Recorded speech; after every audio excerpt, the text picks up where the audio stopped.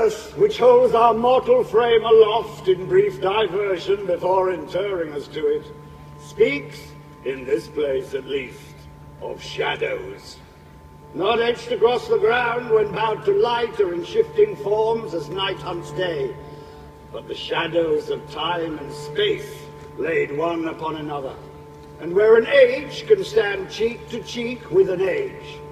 For example, laid once to the east, lodgings of Boleyn, held before her trial and final judgment.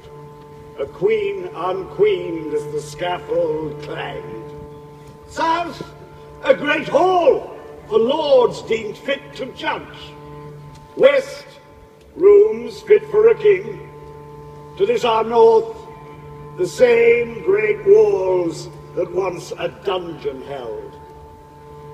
The earth stands as a witness to what's past, whilst history guides our path in future toil, so that we, searching here, find faint flecks of truth. For in this place, shadows are cast once more.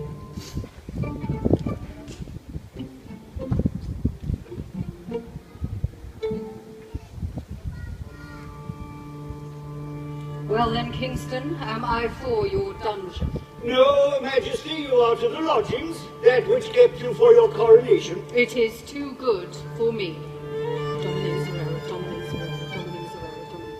A queen accused and to this tower brought, and men here with her for trial and execution. George, the Earl of Rochford, the Queen's brother. Sir Henry Norris, the King's trusted friend.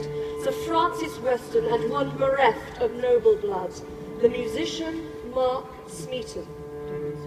In history, each must play their part, and so must the Queen. Dominus misericordiam et dimite peccatum mea. Well, if it doesn't displease my jailer, I will take sacrament in my closet. I shall be sure to see it done with haste. You know on what grounds I have been brought here. On what grounds those who now hold the king's ear in greater trust than I, his lawful wife, have set your queen for trial and judgment. My duty here is to guard my queen. Better than I shall see fit to judge. He who guides my path shall to heaven judge, and in him lies all truth and hope for mercy. I swear I am as clear from any man as I am from you. By my heart I have kept an honest queen.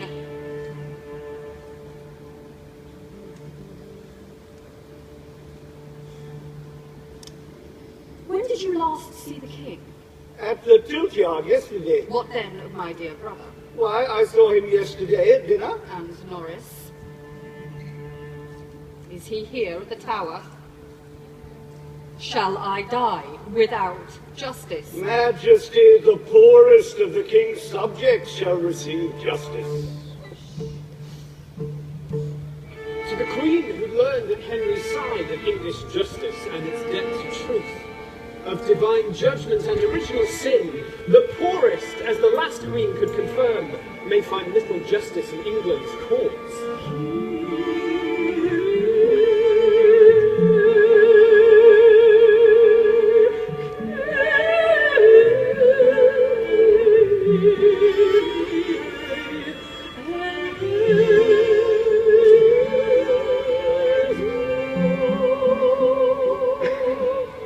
Majesty, may I present to you my wife Mary? She, along with Mistress Coffin, shall keep your Majesty in chambers, and shall be duty-bound in your service. A moment held in suspicious rapture, in the quiet absence of an outstretched hand, the dam breaks and the Queen begins to speak.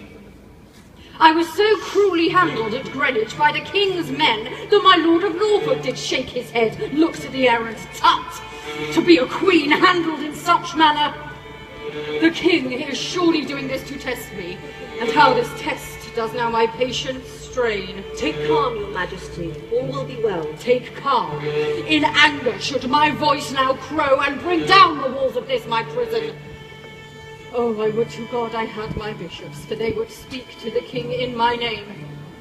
Even now, most of England prays for me, as I am much beloved in the kingdom, and if I were to die... Talk not on it. If I died, you should all see the greatest punishment that ever came to England. Whilst we cannot speak for God nor for England, we can pray for your Majesty's comfort.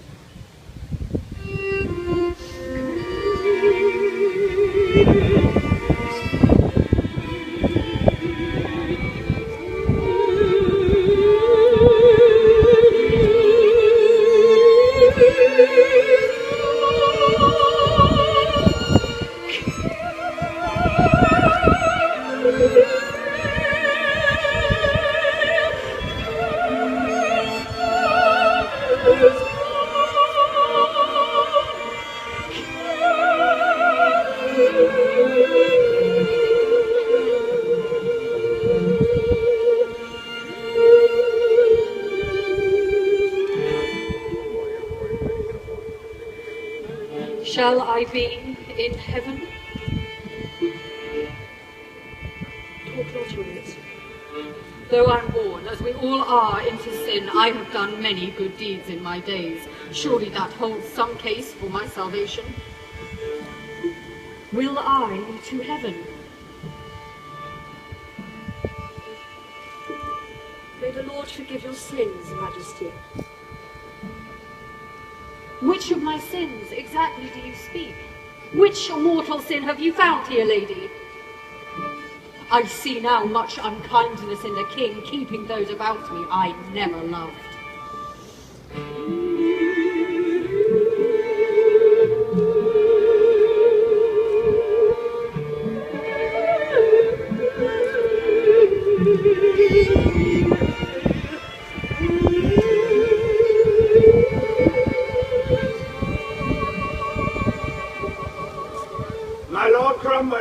I hope this report of my service in matters I am charged with at the Tower brings satisfaction to you and the King. I've given command that the gentlewomen which attend the Queen's chamber should not talk with her unless my wife be present. One Margaret Coffin sleeps on the Queen's bed. My own wife sleeps of a night by the door. Everything is told me by this Coffin, and the other ladies flatter the same. The Queen's every breath is at my report. Last night in chambers, talk of Mark Smeaton at Greenwich once, brooding by a window, did catch the eye of the Queen, and from this... Gentle boy, what so bewitches your sight that from my service now your duty wanders? A queen desires songs and smiles from her players, not this sullen youth, cloistered in silence. Why look you so sad? It is no matter. Have our songbird's wings been clipped? Pardon me, your bird has little cause for song. Pardon shall be given when I see fit. Here you shall find no matter of great note to please your tender ears. No note then, but to me this silence strikes a discordant music in my heart. My heart and silence then shall prisons break, and play the loyal servant in your pleasure. Aware that ears are pricked at every turn, and words may scurry over windowsills, the Queen adopts the style that caution guide. It would cause scandal to be seen about, speaking in corners with the lower born. My boy, we should not speak so openly. If, as I am lowly, we may not speak, then, my Queen, we must suffice ourselves with looks. All this with the knowledge that the youth confessed at your lodgings and again at the Tower to carnal violation of the Queen. I hope that this report may be of service. Thus, fare you well, William Kingston. As the days pass behind the Tower walls, the Queen writes odes for mercy to the King. Should I confess a truth to save my life, well then I will and honour your command. But if confession to lies and slanders is what my lord awaits, do not believe that I, your wife, will damn my soul to hell and bear crude fiction as though noble truth.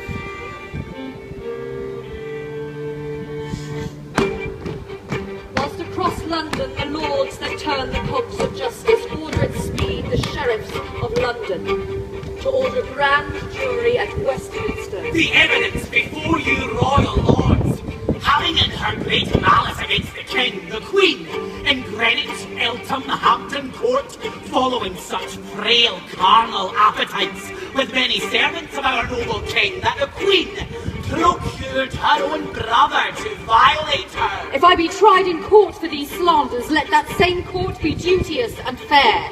Let it not be peopled by mine enemies, whose only desire is to seal my guilt.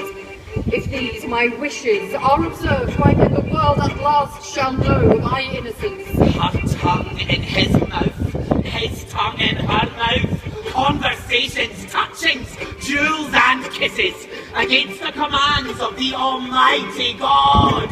The accusations like swift arrows fly, as vultures circling a wounded beast. And as Anne's pleas of innocence are penned, the chapter of her life at Greenwich burns. Her house is broken up and scattered like a seed, so that the fields of other lords may flourish.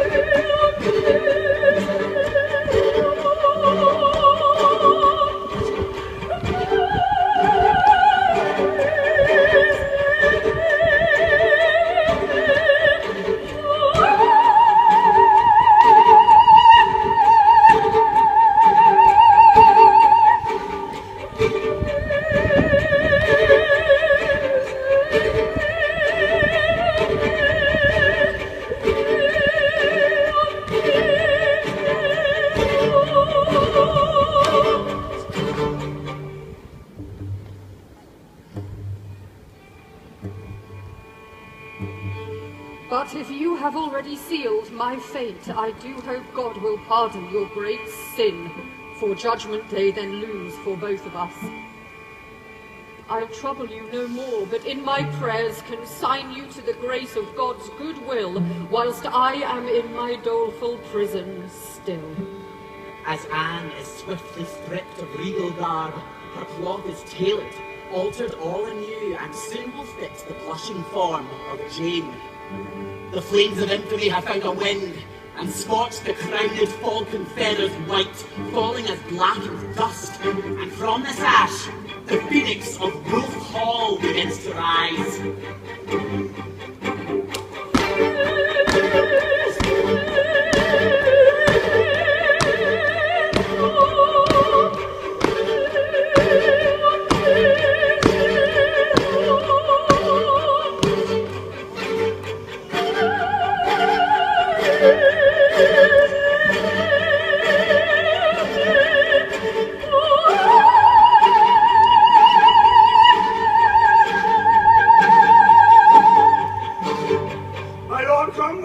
Mistress Coffin, and just this morning the Queen's Almoner, I bring you word of Henry Norris, the King's own trusted counsel, that with the Queen again at Greenwich. Sir Norris, I have oft been held in great wonder as to why, after all this time you stall, in taking dear Lady Shelton as wife. She has no lack of beauty, nor of wit, no lack of standing, nor good name at court.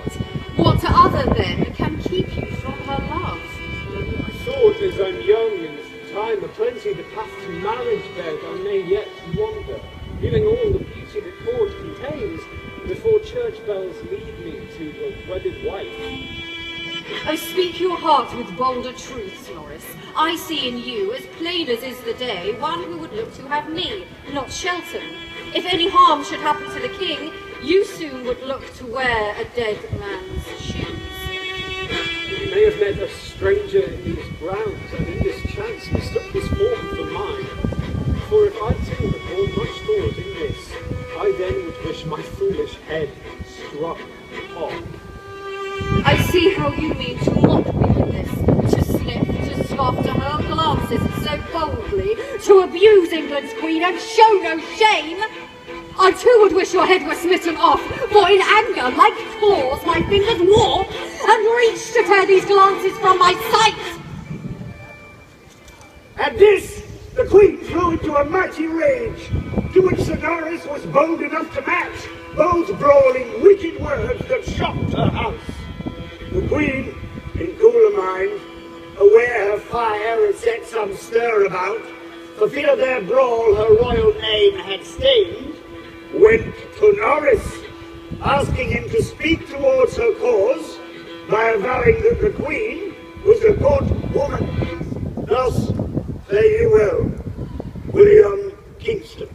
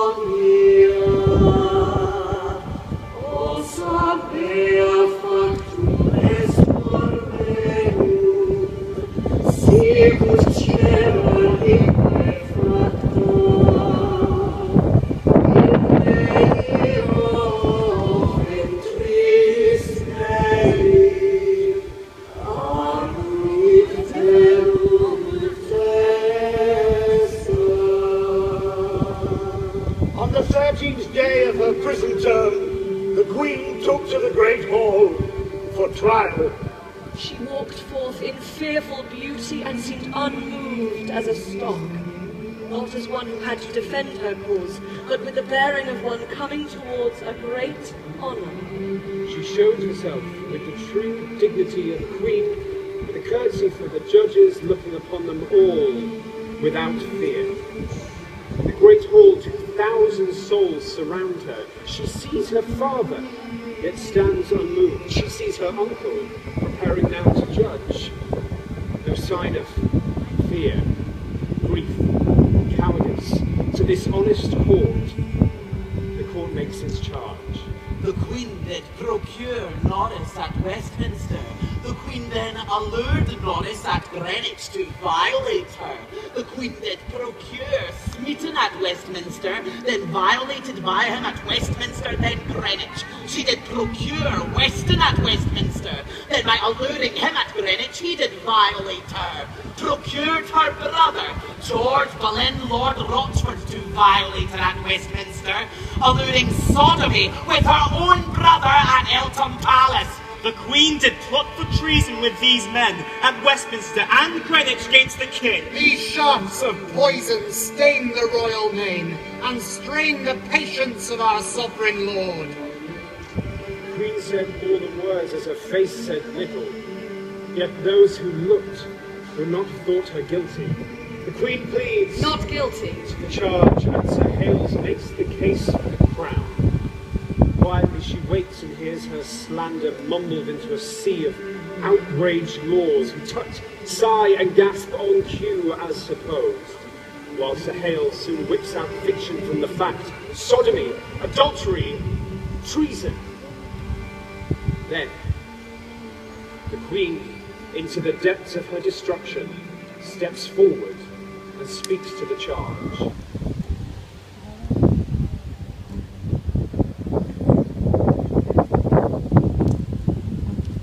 My lords, I will not say your sentence is unjust, nor presume words can reason with charges.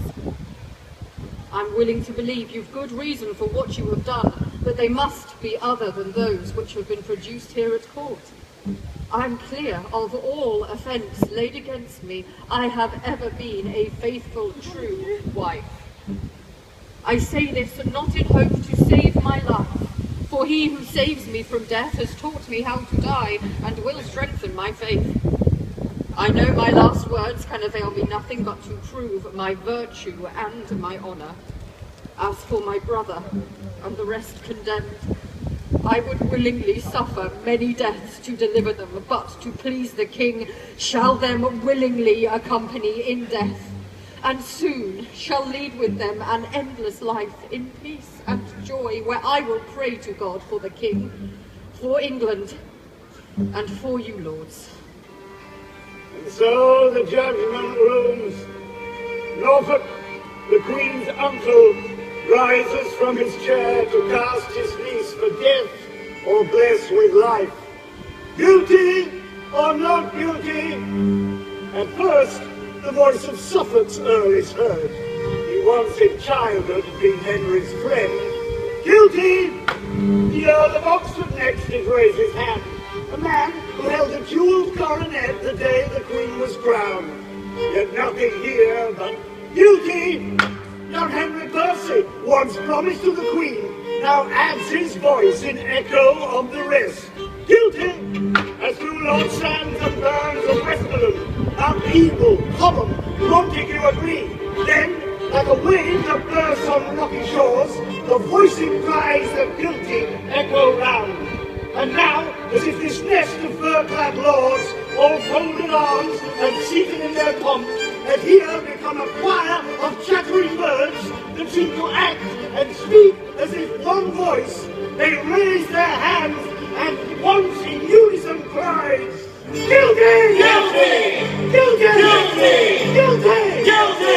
Guilty! Guilty! Wentworth, Morley, Mordaunt, Worcester, Audley and Sussex, Dacre, Huntingdon, Mount Travis, Clinton, Windsor and Loire, one after one, together in assent, they crowed their judgment to the skies.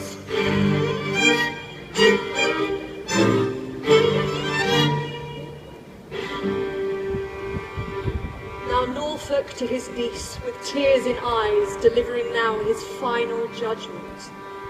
Just today by persons of good standing, Anne Boleyn, who once was Queen of England, you are found guilty on this day on the charge of treason, committed against your king, our sovereign Lord. The law of the realm is this: you have earned death. The judgment is that you shall be burned here within the great Tower of London. Or if the king bids mercy on your soul, by foreign blade your head be smitten off.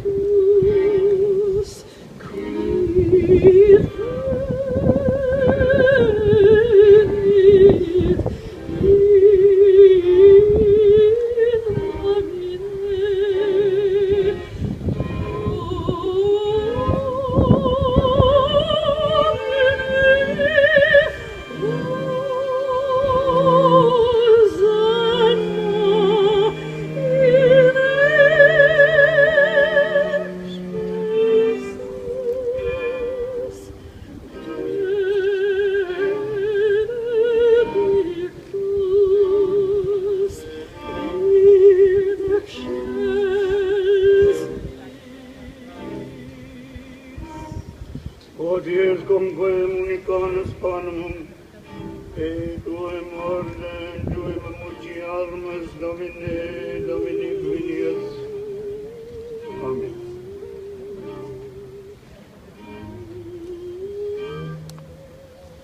It's certain then. Soon I am to die. 'Tis true. They build your gantry as we speak. It has been ruled in court. It must be so. Can a queen's brief term end like this, my lord? One who rose so high, still to fall so low? So low? A Boleyn girl, so low? Not so. I have long been your confessor and seen you rise to more than England's queen. Vain you were when I first heard your prayers. Oh, would I were that child again, my lord. This queen must die. Yet Anne can hope to live. What mean you in this, my lord Canterbury?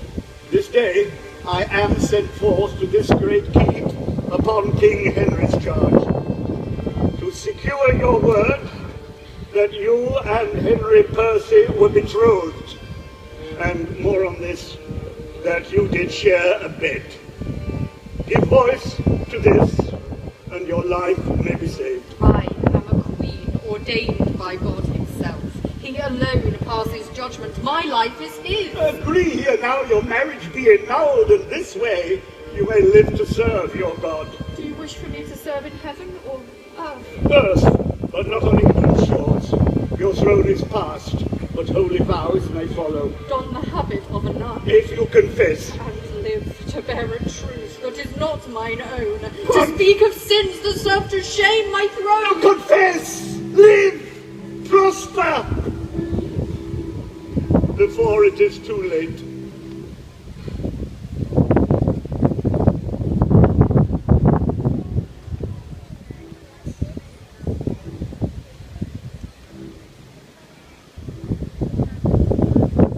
Cranmer may take my prayers. A king may take my crown. A harlot my marriage bed, but the truth is mine and will be carried to my grave.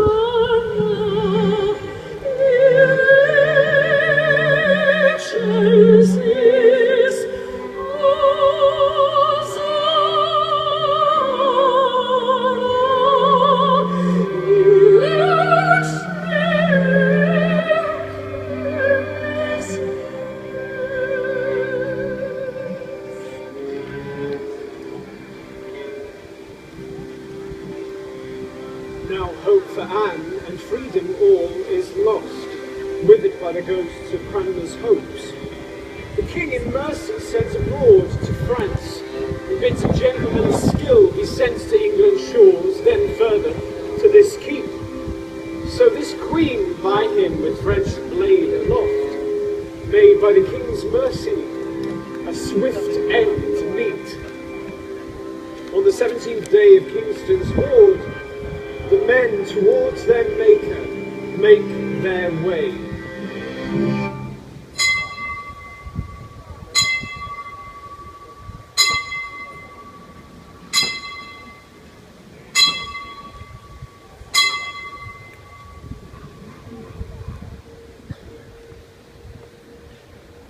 This morning, a doleful silence lingers. Though no man, no, not even the condemned, would say that what we now perform is wrong. But though we know the price of sin is death, one cannot help but stop a while and ask what history will make of this our duty. When visiting this place in years to come, What will they say of him that kept the tower? In his time, he sent good men to their deaths, bowed to tyrants, and not for a moment stopped to think if duty was a butchery. Thus history may cast villains of us all, and I a bloody tragedy must make.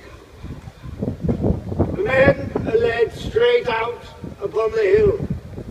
They will not dare speak out against the charge, who would, kicking and screaming souls nothing. The price for mercy is a noble end. In rank order, they are to be diminished.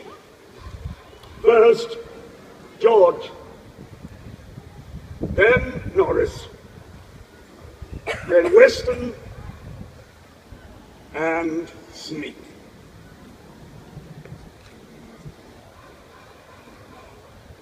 Lord, have mercy. Lord, have mercy. To God I commend my soul.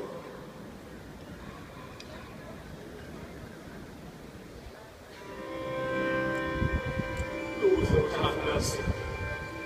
Lord, have mercy. To God I commend my soul.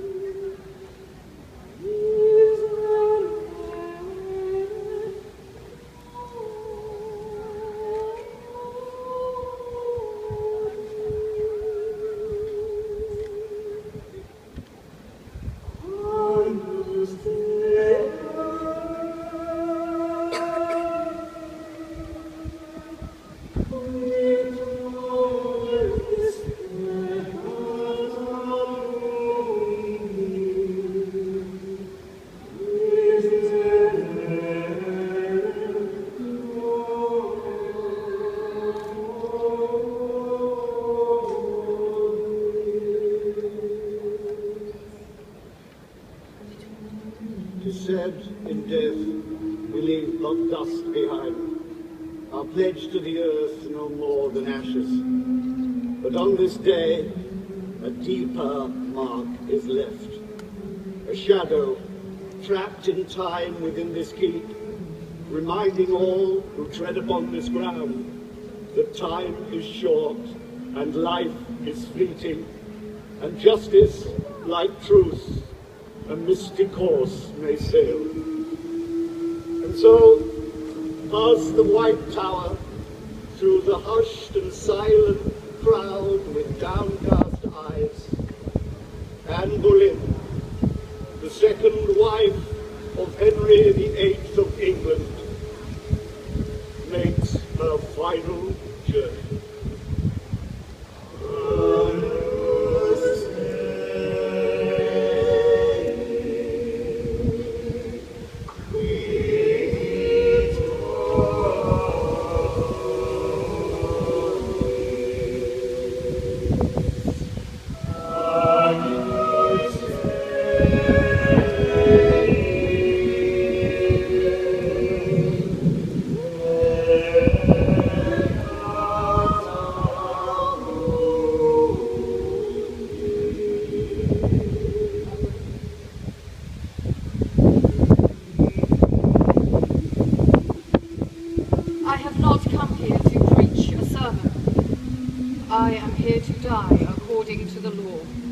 By the law I'm judged, and so won't speak against it. All I come here for is death. If ere in life I did offend the king, well now in death I shall my sins atone. I'm not here to speak of what I am accused, that is no concern of anyone here. I speak to ask you to pray for the life of the king, my husband and sovereign lord. With my death I wish nothing but goodwill. Pray for him. Be not sorry to see me die, but pardon me my sins. Now I take leave of you, and the world may all pray for me. Lord, have mercy. To God I commend my soul.